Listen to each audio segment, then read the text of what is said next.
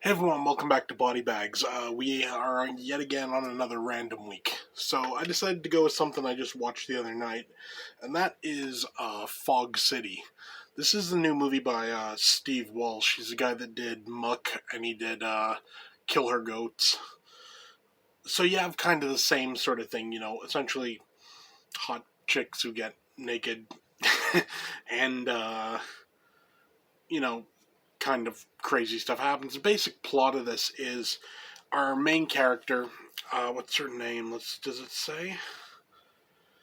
Her last name is Paige, and her father owns this plant. Like it's like a where they're working on chemicals or something. Um, Everyone always kind of like makes fun of her. They say because she's got a bit of a temper on her. They call it the Paige rage. I kind of like that, and they essentially are saying like, oh, your father's working on like some rage gas or something. Uh, you know, she doesn't take kindly to this. Some guys at the beginning are telling her that, and she like beats them and then makes them pay for for all the drinks at a bar. It's kind of it's kind of interesting for what it is. So they leave the bar. They're gonna go have a party with their friends. So they decide to go to this their vacation home. So they go there. They're all sat there. Then all of a sudden they start hearing this siren, and all this fog starts rolling in, this yellow fog, and they've quickly come to the conclusion that the plant is blown up, and it's released all this stuff, and she's very freaked out because she essentially what she says is she doesn't know what they make there, but she knows it isn't good. So as far as she's just like, we like do not go into this fog. Um, so you end up with a bunch of they try to get out of the place, but there's fog everywhere. So they go back to this house. They lock themselves in. You have one group that's locked in the main house, and another group which is locked kind of in like this side porch almost, because they don't want to like cross contaminate and stuff. And people start going loopy. They really do. Like the Page rage is real. Let's just say that, and you end up people turning on each other, and just all in all, a very bloody time. Let's just say that. Now, in a minute, I am going to get into spoilers on the ending of this. So if you don't want to hear that, I'll tell you when that's coming up. The effects in this movie are really solid. They seem all, yeah, they're from what I know, they're all practical. Well, it even says so on the back right there. No CGI, all practical. And it works. It really does. The acting is what it is. This is a low budget film. You're not going to get, big name actors or anything. But again, it is what it is. Um, all in all, cinematography's good. Effects are good. Like I said, acting is all right. Let's put it this way: people that are supposed to be annoying are annoying. The only problem is, I think it just might be something with this director Steve Walsh or whatever.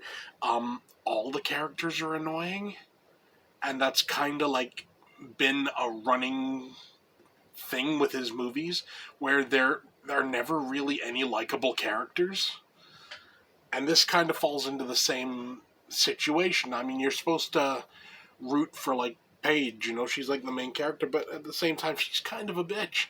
It's a bit difficult at times. I'll just say that. Um, so yeah, now we'll get into spoiler territory. This is a spoiler for the end of the movie. If you don't want to hear, turn it off now. It's perfectly fine. Um, so yeah, the ending of this movie. I was saying we were doing a chat with the Body Bags guys the other night, and I was saying the ending of this movie is almost worse than The Mist. And I say almost because of what it entails. Essentially, all her friends are dead. She's the only survivor left. She comes out. She's like getting in her car, and these two guys show up. The two guys that she like beat up earlier in the movie, and yeah, it was all a prank. All of it. So unlike The Mist, where people died because of what was going on and everything, this was all a prank. And now you have like how many? 1, 2, 3, 4, 5. You have like 6, 7, 8. I think you have about 9 people dead for no reason at all. And then you get an extra little twist at the end where Paige, who's gone completely loco, decides, I'm going to make this thing a reality, and runs into the chemical plant and like blows a big chunk of it up so that they are going to be getting a Fog City. So yeah, there you go. Decent movie. Could it have been better? Yes. But let's put it this way. I knew what was going on in this one. Unlike Kill Her Goats, where I got to the end and I was just like...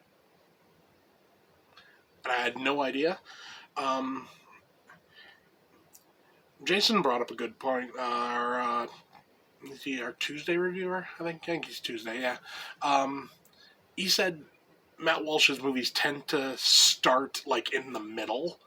Like, everything leading up to that, like, that we would have, kind of needed to see, we don't get. We just kind of get thrown in the middle. And it's kind of true. But it is what it is, right? So we'll leave it at that.